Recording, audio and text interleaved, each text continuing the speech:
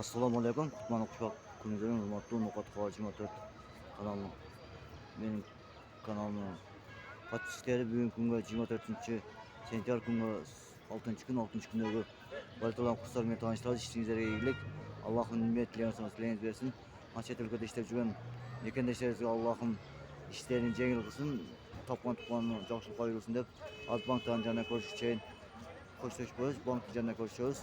Bizden alsanızlar, like basmanızlar. Nukat şarından sizlerge жалынуыз салам айтабыз. Көрсөтүн чоңуңуздар азыр банк жанына көрүшөбүз. Assalamu alaikum. Biz birinci Bakay Bank'a geldik. Bakay Bank'ta 83.00 dolar, 83.00 euro. Bir som 55 tin rubil eken, rubil ko'tarilib qolibdir. Tuğanlar Bakay Bank'ta rubil ko'tarilib qolibdir. Bir som 35 tin bo'lib qolibdir.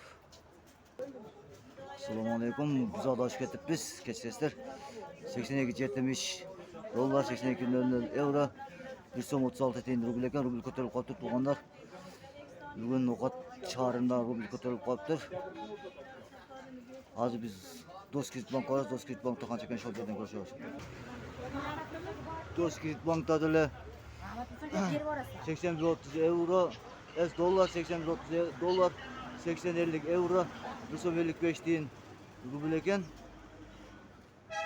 1.35 tin rubil eken. Bu yerdeç.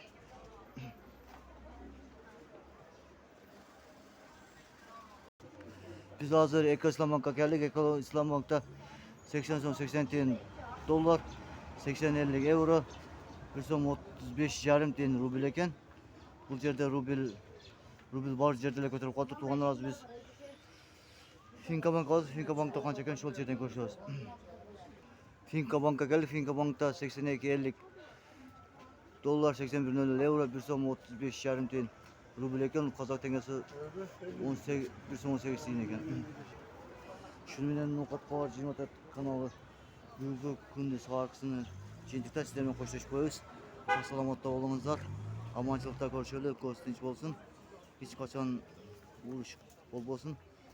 Баарыңыздарга Nukat Kavacı Motor каналы кызматыңыздарга даяр. Сиздер менен коштошуп коебуз. Сак саламатта болуңуздар. Көрүшкүчө тынч болуңуздар. Assalamu alaikum. Rahmatullohi wa barakatuh демекчимин.